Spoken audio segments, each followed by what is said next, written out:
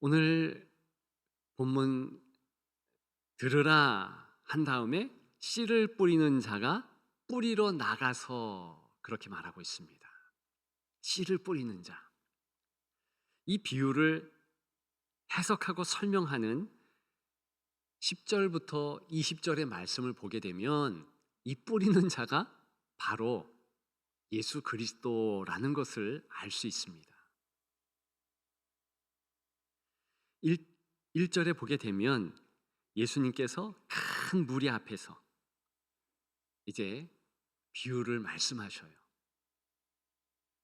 그런데 예수님은 바닷가에 배를 띄우셔서 말씀하십니다.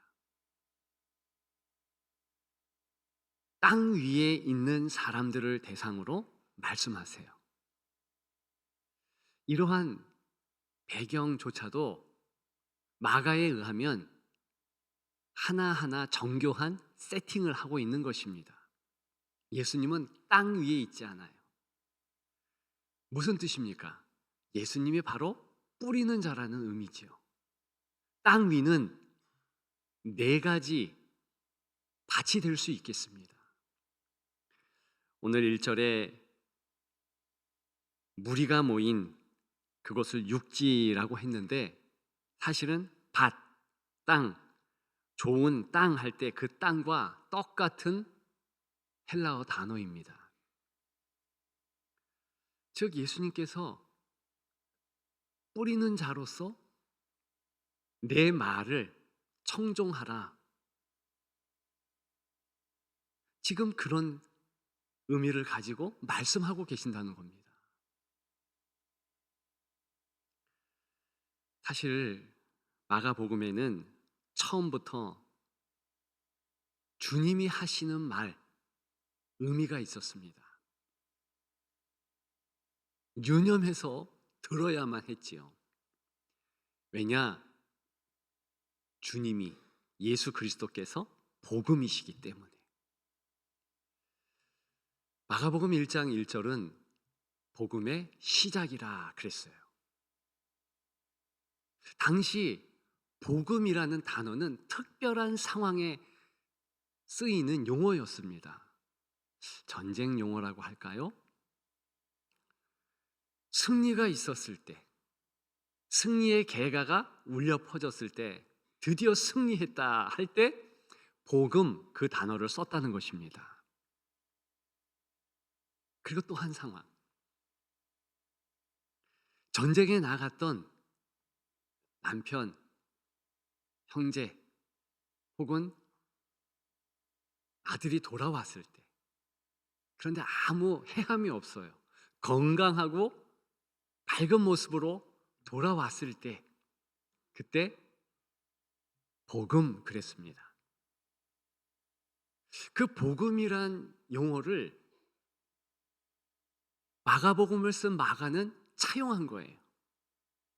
초대교회도 빌려 쓴 겁니다. 특히 복음이라는 마가복음의 용어는요, 예수 그리스도께서 다시 사셨다. 예수 그리스도께서 죽으셨지만 다시 사셨다. 즉 십자가의 죽으심과 3일 만에 부활하신 것, 이 내용을 특별히 복음 그러는 것입니다. 그렇다면 예수님은 복음 그 자체이시잖아요. 예, 맞습니다. 살아계신 복음이신 것이지요. 35절부터 41절에 보게 되면 광풍이 부는 갈릴리 바다에서 제자들은 예수님이 계신데도 불구하고 아비규환이 됩니다. 예수님이 주무시지만 같이 계시는 그 자리에 있는데도 너무나 심한 두려움에 사로잡혔다는 것입니다. 이게 왜 그럴까요? 금방 씨 뿌리는 비유, 씨 뿌리는 자, 그의 음성을 청종하고 그의 모든 말씀을 마음에 새겼으면 절대 그럴 수 없거든요. 물론 큰 광풍이 있는 물 위에서 힘들고 어려운 것은 분명합니다. 그런데 주님이 계시잖아요. 복음 자체이신 주님이 함께 계셨거든요. 그렇다면 그저 주님을 조용한 소리로 주님 일어나셔서 풍랑 잔잔케 해주시면 좋겠습니다. 이렇게 넌지시 얘기했으면 얼마나 좋을까요? 그렇게 두렵고 떨림으로 예수님에게 혼날 정도로 왜 무서워하느냐, 그 정도까지 두려워해야 했겠습니까? 예수님의 말씀을 잘 못 들은 거죠. 이미 예수님은 이 말씀하실 즈음에 생명의 주인이심을 선포하셨습니다. 중풍병자가 낫고 손 마른 자가 낫고 누가복음에 의하면 죽은 자까지도 살아나요.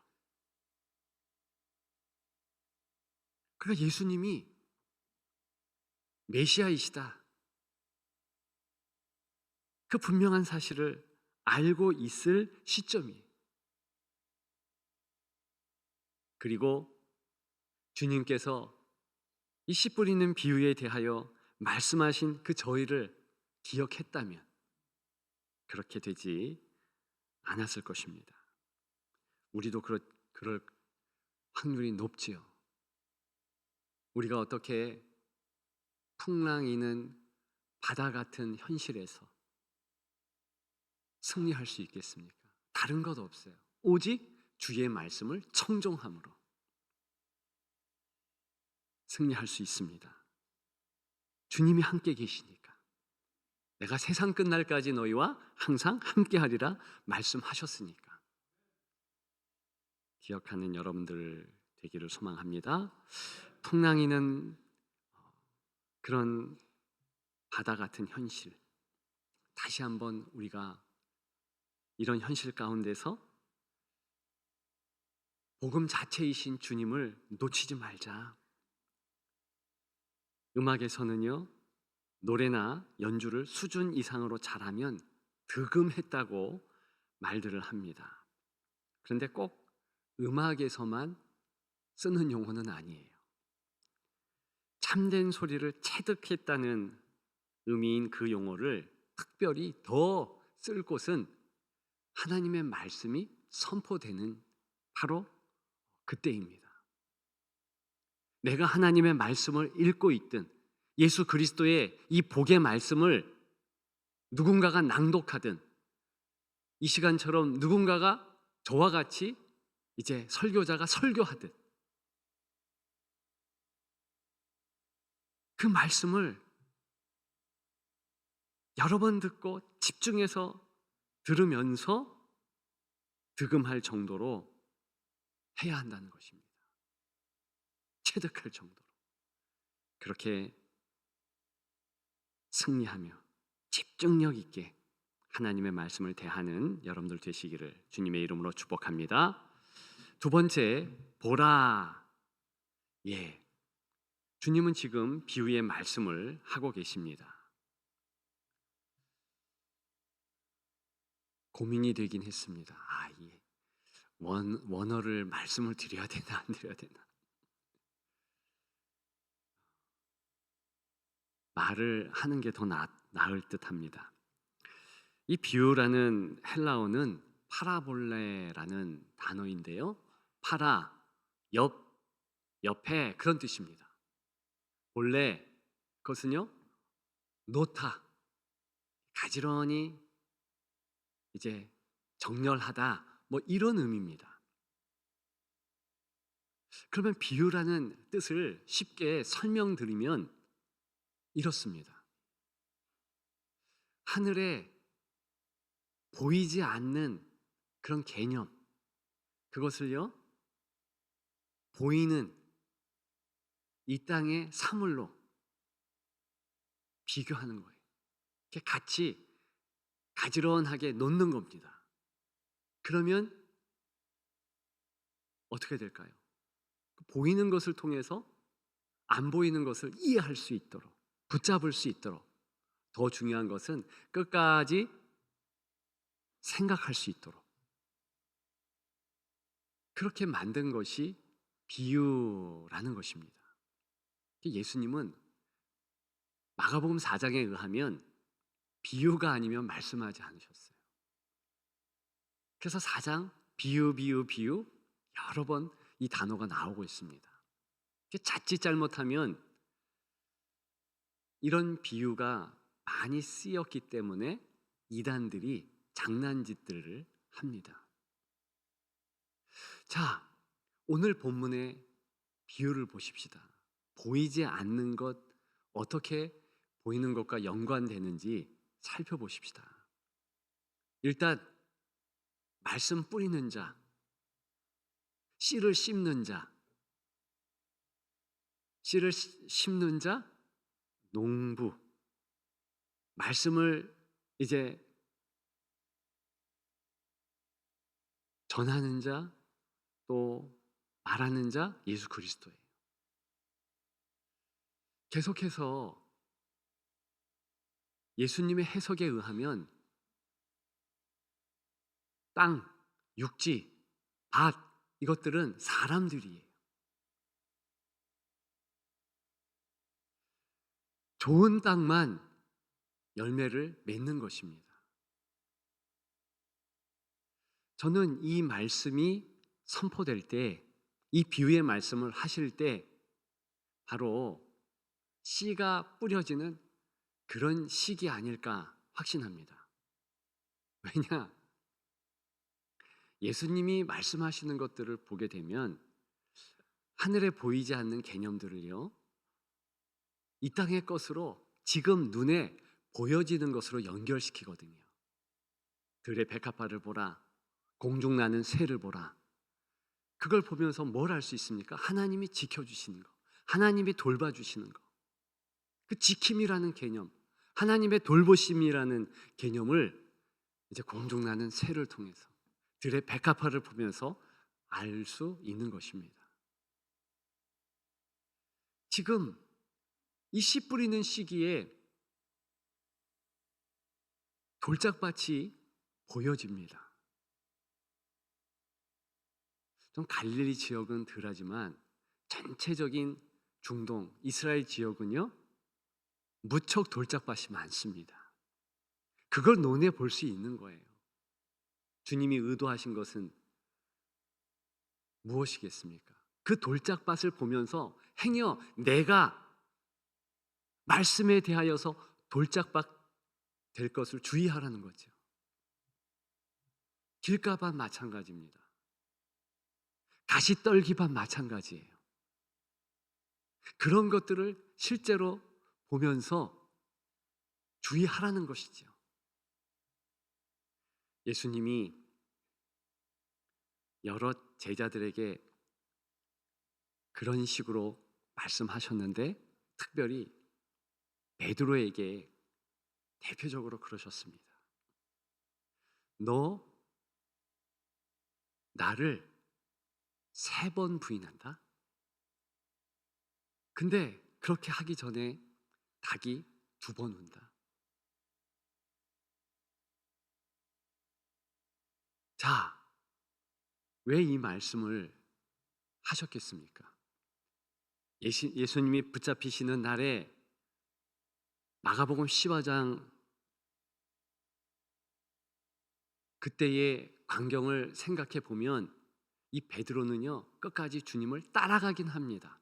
그런데 아랫뜰 윗뜰에 다니면서요 실제로 닭을 볼 수 있는 거예요. 만일 닭을 보면서 아 주님이 말씀하신 것이 있지, 내가 절대로 저 닭 울기 전에 3번 부인한다고 그랬는데 그렇게 하지 말아야지. 그 닭에게 시선을 머물게 하면서 마음을 고정시켰다면 그는 회개할 일도 없지요. 가슴을 치면서 후회할 일도 없지요. 근데 작은 여자아이, 그리고 비난하는 사람들에게 시선을 뺏깁니다. 눈길을 돌려요. 왜 그들이요? 당신도 갈릴리 사람이지, 한패지. 불을 쬐면서 힐끌거리며 보는 그 눈에 시선을 뺏기고 시선을 고정시킬 수밖에 없었습니다.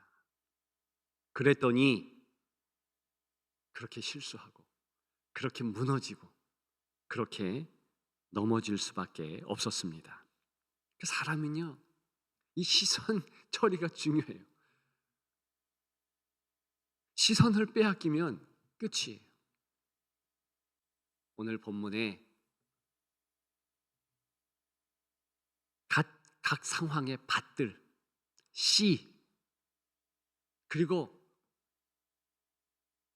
주님이 말씀하시는 바로 그 상황, 그런 것들 아니겠습니까? 저와 여러분들이 살아가면서 내가 보는 사물들을 통해서 주님을 생각할 수 있다면 오늘 본문에 보라 명령하신 그 명령을 따르는 것이죠. 저는 오늘 새벽 일찍이 아침 식사를 했습니다. 그리고서 사과 반 개 쪼개서 먹었어요. 금방 말씀을 준비했던 터라 그 사과를 보면서 특히 아담과 하와 범죄함, 그리고 선악과를 생각했습니다. 그와 같다는 것이지요. 예수님께서 최후의 만찬 때에 떡을 찢으시면서 이것이 내 몸이다 말씀하셨어요. 항상 물이 부족하고 물이 또 좋지 않기 때문에 먹는 포도주, 그 음료일 뿐인 그것을 주께서 나누시면서 이것은 내 피다 그랬어요. 무슨 뜻이겠습니까? 성찬식 때에만 그렇게 주님의 살과 피를 받아먹는 그런 작은 떡과 잔, 그걸 보면서 생각하라는 것이겠습니까? 아니에요. 우리 일상에 이 식사 때에 허락받은 그 식탁의 음식물들을 보면서 주님께서 나를 살리시기 위하시고 붙잡아 주시고 인도해 주시기 위해서 이 음식물을 주셨구나. 이 안에는 주님의 희생, 우리를 향한 사랑이 담겨 있구나. 그걸 생각하라는 것이죠. 그것이 바로 보라라는 명령에 담겨 있는 것입니다. 마지막 세 번째, 말하라. 마가복음에서 나쁜 땅은 제자들일 수밖에 없다 말씀을 드렸어요. 그렇다면 좋은 땅은 누구겠습니까? 30배, 60배, 100배 결실의 주인공은 과연 누구겠습니까? 놀라운 것은 예수님을 단 한 번밖에 못 만난 그런 사람들입니다. 대표적으로 혈루증 앓는 여인, 또 이방인인 수로보닉의 여인, 안 못 보는 바디메오, 그런 사람입니다. 그들의 공통점은요, 주님께 감정적으로 대했다는 것입니다. 그리고 그 마음을 말로 표현했다는 것입니다. 혈루증 앓는 여인, 마가복음 5장에 의하면 두려워하고 떨면서 주님 앞에 나옵니다. 이게 참 힘든 감정 아니겠습니까? 왜 이렇게 됐지요? 많은 인파들이 있었잖아요. 당시 문화에는 그렇게 혈류증 같은 증세가 있는 이들은 많은 인파에 나올 수도 없고요. 손을 뻗어서 누구를 만질 수도 없습니다. 근데 예수님의 옷자락을 만졌잖아요. 그게 정결법에 어긋나는 범죄 행위라는 것입니다. 그러니까 예수님이 누가 나를 만졌지? 이렇게 말씀하시는 말씀에 두려워하고 떨면서 이제 이 여인이 대답하는 것이죠. 제가 그랬습니다. 근데 주께서는요, 또 칭찬하시죠. 네 믿음이 크다. 마가복음에 의하면 이들이 바로 30배, 60배, 100배의 결실을 얻은 좋은 땅들이라는 겁니다. 먼저는 예수님께 크게 말을 하고 어쨌든 예수님 앞에 나왔으니까요. 영적으로 보면 사실 예수님을 만진 것입니다. 물론 예수님께서 먼저 다가오시고 기회를 주셨기에 예수님이 영적으로 그들을 만나주셨고 만져주셨다는 것을 알 수 있습니다. 그러니까 예수님과 말씀드린 이 사람들의 이 만남의 모습들을 보게 되면 깊은 울림이 없을 수 없습니다. 있을 수밖에 없어요. 영적으로 주님이 만져주시고 또 그 주님을 만지는 그런 모습이기 때문입니다. 우리는 생각만으로 부족합니다. 성경에서 하나님을 사랑한다. 그러면 너의 손과 발, 너의 입술로 그 사랑을 표현해야 정말 하나님을 사랑하는 자로 인정한다는 것입니다. 그러니까 말은 그와 같은 거예요. 즉, 이 씨 뿌리는 비유, 이 말씀을 이제는 다른 이에게 증거하는 것. 그것이 정말 주님을 사랑하고 주님이 사랑하신 것에 대한 응대라는 것이지요. 저와 여러분들이 말하는 것 자체가 중요합니다. 기도로 주께 말하고 찬양으로 주님께 말하십시오. 그것이 영광 돌리는 것입니다. 다른 성도들에게 다가가십시오. 그리고 말하십시오. 정말 사랑으로 말하십시오. 배려로서 말하십시오. 그렇게 하여 영혼을 만지십시오. 이러한 말들이 30배, 60배, 100배의 결실을 얻게 할 줄 믿습니다. 주님은 그걸 오늘 본문을 통해서 원하시는 것입니다. 이제 말씀을 마치려 합니다. 요즘 히트곡은요, 짧다 하네요. 3분을 넘으면 안 된다 합니다. 그래서 2분 15초에서 2분 30초 정도 된다 합니다. 왜 그러는가? 이 틱톡이나 동영상 쇼츠의 영향이래요. 옛날 과거의 노래들, 그 히트송들을 조용필의 노래, 90년대, 2000년대 이렇게 유행했던 유행가들을 보면 길이가 제법 깁니다. 창밖의 여자는 제가 보니까 한 5분 한 2, 30초 되더라고요. 그런데 틱톡이나 동영상 쇼츠 때문에 꼭 그러겠습니까? 이 시대가 그래요. 모든 것이 짧아질 수밖에 없도록 바쁩니다. 분주해요. 우리 시선을 빼앗고 모든 것이 다 그렇습니다. 그래서 대화도 짧아지고요. 글도 짧아져야 하고요. 설교도 그렇고요. 중요한 것은 우리의 삶도 다 쪼개진다는 것입니다. 아무리 시대가 그렇게 변해도 제발 시간 들여 들으십시다. 집중해 볼 것은 보십시다. 그리고 할 말은 하십시다. 그것이 주님의 뜻입니다. 복음에 대하여 그렇게 하는 여러분 되기를 주님의 이름으로 축복합니다.